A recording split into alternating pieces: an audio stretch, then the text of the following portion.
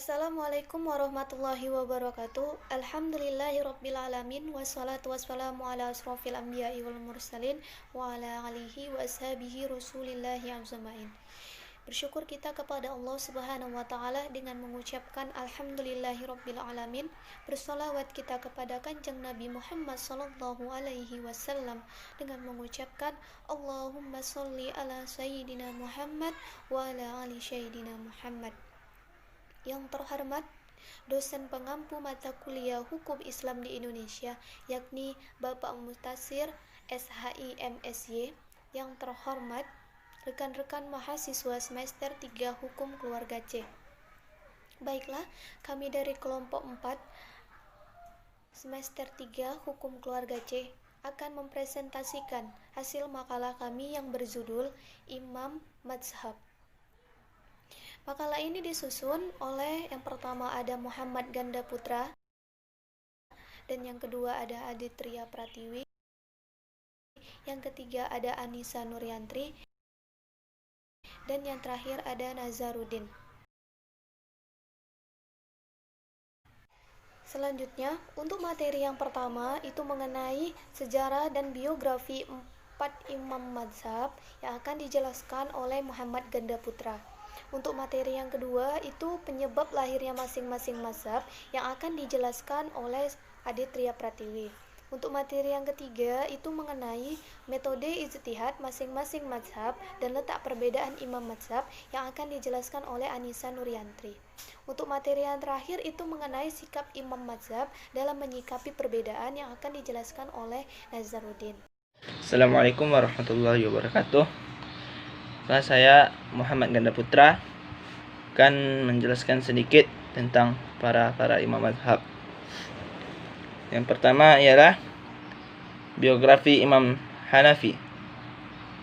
Imam Hanafi, mendengar nama Imam Hanafi, boleh jadi telinga kita sudah sangat familiar, sebab di kalangan Ahlussunnah wal Jamaah ia adalah imam yang besar, sangat populer. Bersamanya 3 imam mazhab lainnya, yaitu Imam Malik, Imam Syafi'i, dan Imam Ahmad bin Hanbal. Nama lengkap dari Imam Hanafi ialah Abu Hanifah An-Nu'man Ibn Thabit Ibn Zawta At-Taimi. Lahir di Kufah tahun 80 Hijriah atau sama dengan tahun 699 Masehi. Ya, dia hidup di akhir dari dinasti Umayyah dan awal masa dinasti Abbasiyah. Nama-nama guru dari Imam Hanafi ialah yang pertama ada Muhammad bin Abi Sulaiman, yang kedua ada Muhammad Al-Baqir, yang ketiga ada Abdullah ibnu Al-Hasan, yang keempat Ja'far Shadiq, yang kelima ada Sa'id ibnu Jubair, yang keenam ada Atha ibnu Abi Rabah, yang ketujuh Nafia bekas budak Ibnu Umar. Dan beliau meninggalkan 3 karya besar karya Abu Hanifah, yaitu Fiqhul Akbar, Al-Alim wal Muta'allim, dan Musnad Fiqhul Al-Akbar. Dan selanjutnya ada Imam Malik Ibn Abbas. Imam Malik adalah salah satu imam mazhab yang kedua,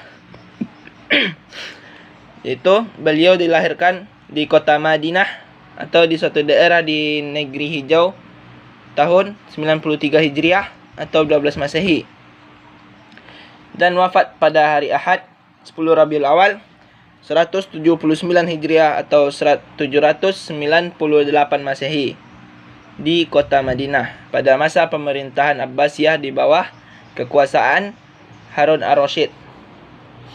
Nama lengkap dari beliau ialah Imam Malik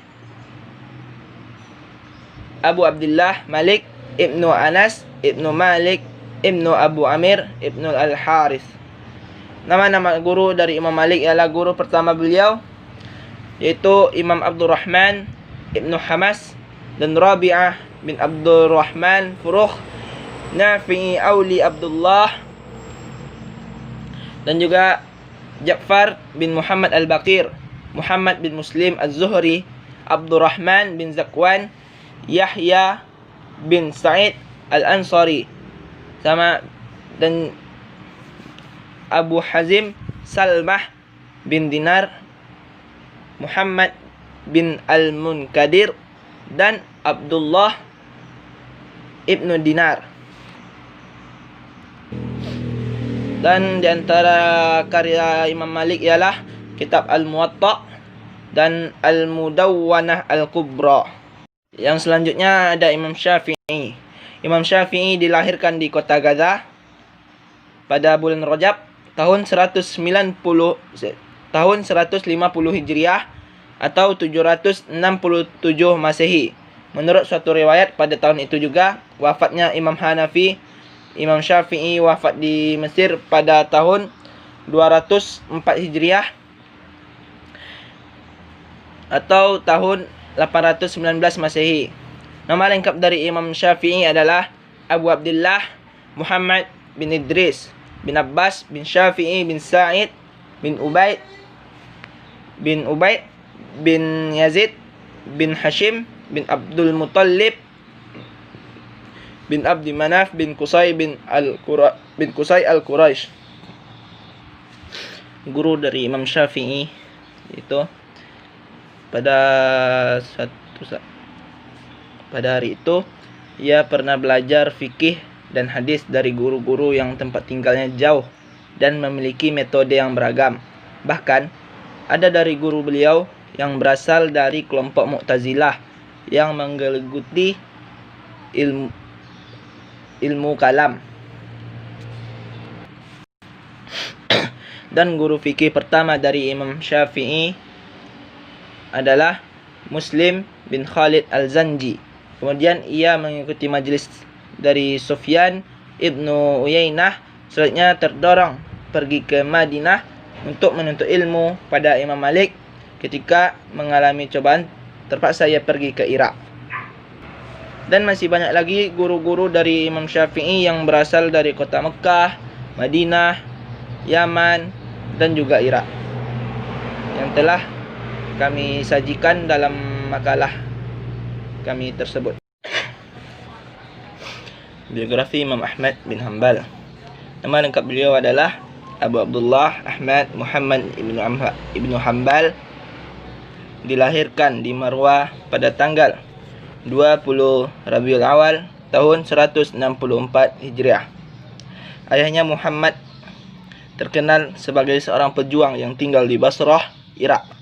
Dikatakan bahwa ketika ayahnya pergi ke Marwah sebagai seorang ghazi, Imam Ahmad dilahirkan sewaktu dia tinggal sementara di sana. Ketika masih bayi, dia dibawa ke Baghdad, tempat ayahnya meninggal dalam usianya yang sangat dini, usia 30 tahun. Maka dengan demikian seluruh tanggung jawab membesarkannya terbebankan pada ibunya, Sofiyah binti Maimunah Malik Syaibani. Imam Ahmad pernah mendapat mihnah berkenaan dengan kemakhlukan Al-Quran, dan ketika itu dipimpin oleh Al-Muqtasim dan menanyai Imam Ahmad tentang Al-Quran itu makhluk atau bukan. Dan jawaban dari Imam Ahmad adalah Al-Quran adalah makhluk. Karena jawabannya tidak seperti yang dikehendaki oleh Muqtasim, maka ia dipukul sampai pingsan dan dipenjara dalam keadaan diikat bertahun-tahun lamanya. Imam Ahmad meringkuk dalam penjara. Bahkan selama itu pula ia didera dan dipukul dengan cemeti sampai pingsan dan didorong dengan pedang. Kemudian dilemparkan di atas tanah dan diinjak-injak. Hukuman tersebut berakhir pada masa pemerintahan Al-Wasiq. Kemudian setelah beliau wafat, jabatan khalifah diganti oleh Al-Mutawakkil Billah. Atas kebijaksanaan beliau tersebut, Imam Ahmad dibebaskan dari penjara. Namun, ketika Imam Ahmad keluar dari penjara tersebut, usianya sudah lanjut dan keadaan tubuhnya yang sering mendapat siksaan membuat ia sering jatuh sakit dan kesehatannya yang semakin hari semakin memburuk, dan akhirnya beliau wafat pada hari Jumat pada tanggal 12 Rabiul Awal tahun 241 Hijriah atau tahun 855 Masehi dalam usia 77 tahun. Imam Ahmad bin Hanbal dimakamkan di perkuburan Babu Harb di kota Baghdad. Nama-nama guru beliau adalah: guru pertama Imam Ahmad bin Hanbal ialah Abi Yusuf Ya'qub bin Ibrahim Al-Qadi. Beliau mempelajari darinya ilmu fikih dan hadis. Abu Yusuf adalah seorang yang dianggap gurunya yang pertama di antara para guru-guru yang mulia dari Imam Ahmad. Guru-guru dari Imam Ahmad terdiri dari ahli fikih, ahli usul, ahli kalam, ahli tafsir, ahli hadis,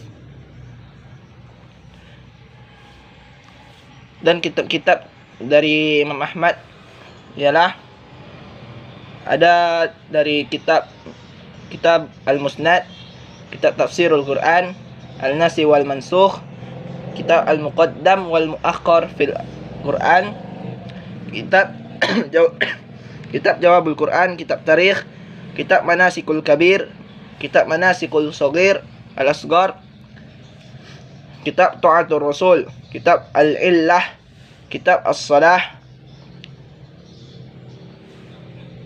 Sekian dari saya. Wabillahi taufiq wal hidayah. Assalamualaikum warahmatullahi wabarakatuh. Assalamualaikum warahmatullahi wabarakatuh. Saya Aditria Pratiwi. Saya akan menjelaskan mengenai penyebab lahirnya masing-masing mazhab. Imam Yahya dalam bukunya Dinamika Ijtihad NU menjelaskan terdapat dua faktor. Yang pertama ada faktor politik dan yang kedua ada faktor teologi. Untuk faktor politik dimulai sejak abad 2 Hijriah, sejak akhir pemerintahan Bani Umayyah hingga masa munculnya Bani Abbasiyah. Yang kedua yaitu faktor teologi. Faktor teologi ini menjelaskan dua kelompok dalam setiap golongan untuk memahami ajaran agama dan pengalamannya. Pertama, bagian kecil dari golongan umat yang mendalami agama setelah selesai dari usahanya, mereka memiliki tugas kewajiban mengajarkan ilmu pengetahuan kepada umatnya. Kedua, bagian besar dari golongan umat yang tidak mendalami agama, dengan demikian dalam hal agama mereka mendapatkan pengajaran dari golongan pertama. Golongan pertama ini disebut sebagai mujtahid, sementara golongan yang kedua disebut sebagai golongan awam. Selanjutnya, dijelaskan menurut Nahrawi, terdapat berbagai faktor dalam masyarakat yang mendorong aktivitas keilmuan yang pada akhirnya melahirkan berbagai mazhab fikih.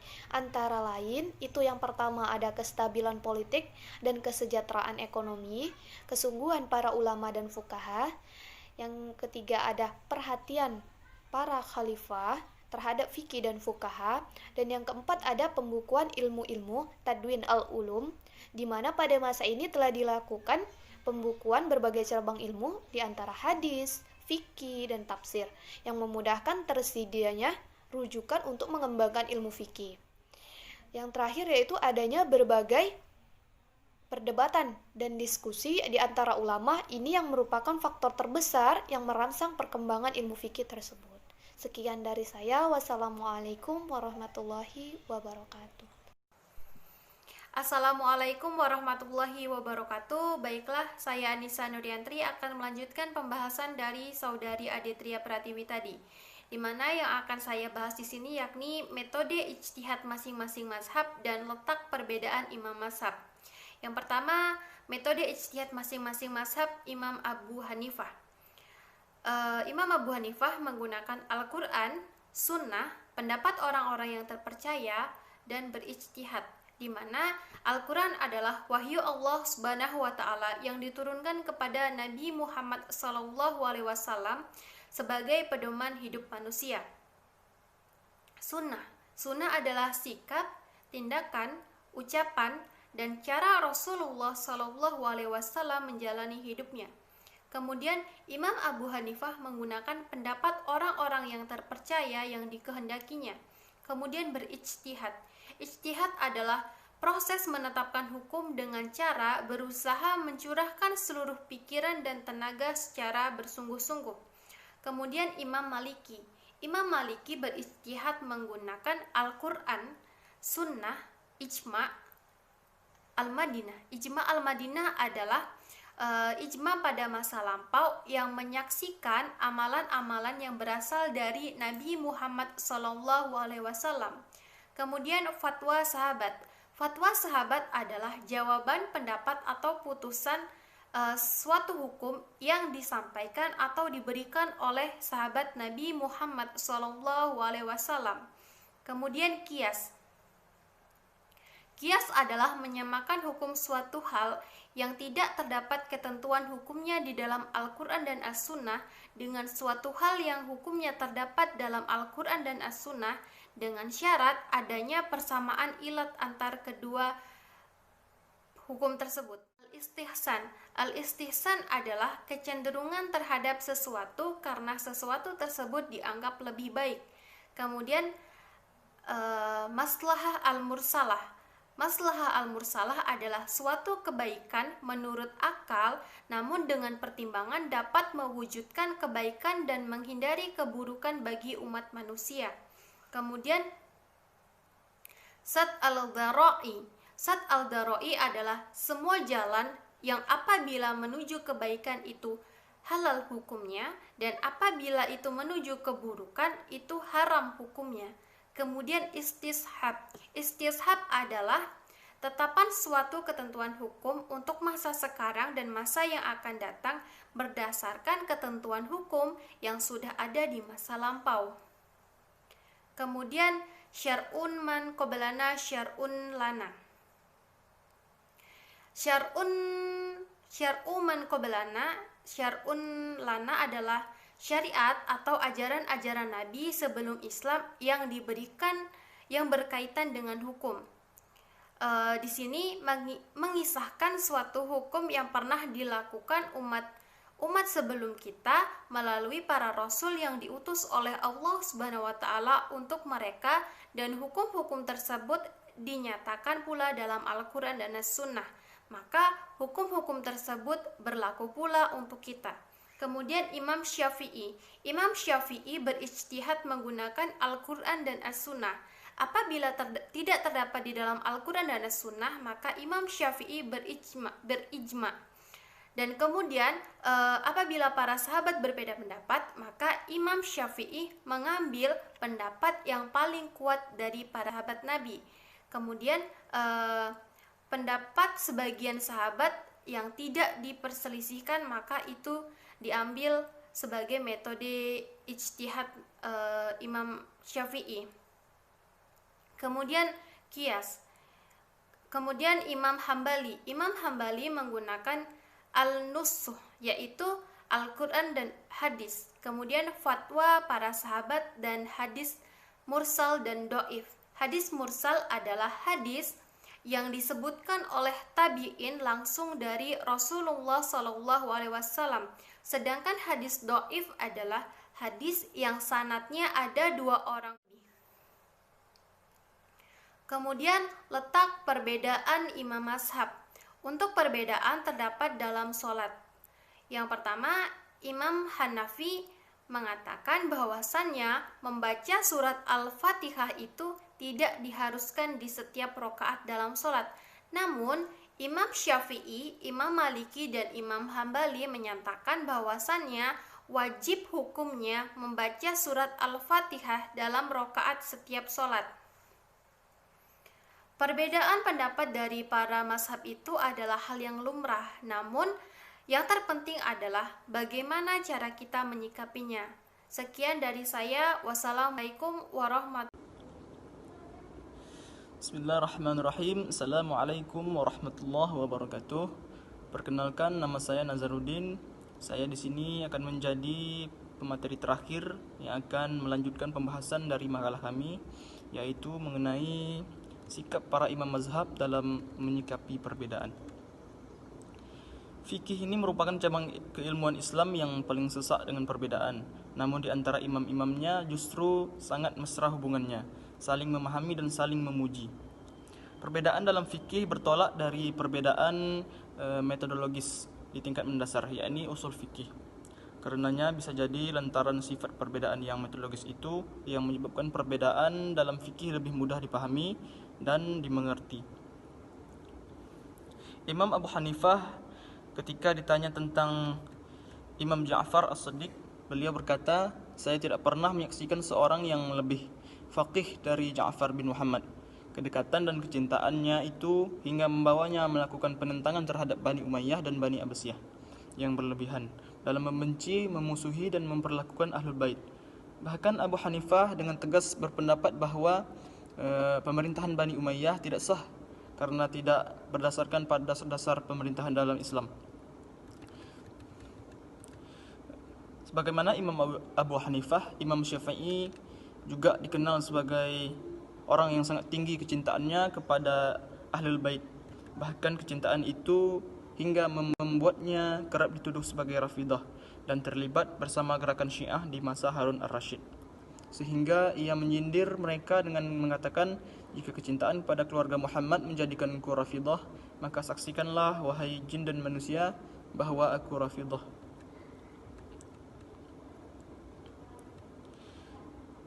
Selanjutnya tentang Imam Abu Hanifah, ketika Imam Malik ditanya tentang Imam Abu Hanifah, maka Imam Malik memuji dengan kata, ya, aku telah melihat seorang lelaki yang seandainya Anda meminta ia untuk menjelaskan bahwa tiang kayu itu adalah emas, niscaya ia mampu menegakkan alasan-alasannya.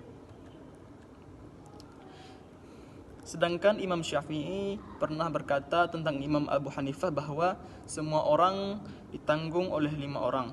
Siapa saja yang ingin mahir dalam bidang fikih, maka ia ditanggung oleh Abu Hanifah. Adapun tentang Imam Malik, Imam Syafi'i pernah berkata bahwa aku tidak pernah menghormati seorang pun seperti penghormatanku kepada Malik bin Anas. Dalam catatan lain, Imam Syafi'i tercatat pernah berkata, ketika berbicara tentang asar, maka Imam Malik adalah bintangnya. Ia juga pernah berkata bahwa Imam Malik adalah pendidikanku dan guruku. Darinya aku menyerap ribuan pengetahuan. Tiada seorang pun yang lebih kupercayai mengenai agama Allah ini melebihi dirinya. Karenanya aku menjadikannya sebagai hujjah antara diriku dan Allah. Sedangkan tentang Imam Syafi'i, Imam Ahmad bin Hanbal pernah ditanya apakah Syafi'i seorang ahli hadis. Ia menjawab, ya demi Allah, ia adalah ahli hadis. Jawaban itu bahkan diulang 3 kali sebagai penegasan. Imam Ahmad bin Hanbal juga pernah berkata tentang Imam Syafi'i bahwa Imam Syafi'i adalah mujaddid abad kedua dan imam panutan generasi-generasi berikutnya. Dari penjelasan di atas dapat saya tarik kesimpulan bahwa sekalipun ada beberapa perbedaan antara imam mazhab yang satu sama yang lain, namun tidak akan mengurangi rasa saling menghormati di antara mereka. Hal inilah yang menjadi tauladan bagi kita untuk saling mencintai, menghargai, dan mengasihi di dalam perbedaan. Jangan jadikan perbedaan itu sebagai alasan untuk kita saling membenci dan berpecah belah, namun jadikanlah mereka sebagai alat memperkuat ikatan keislaman kita bersama. Seperti itulah sikap-sikap para imam mazhab. Mereka saling mengagumi dan memuji sekalipun terkadang muncul perbedaan pendapat. Selama perbedaan itu hanyalah masalah furu'iyah atau masalah cabang, bukan masalah pokok, mereka akan saling menghargai dan menghormati satu sama lain.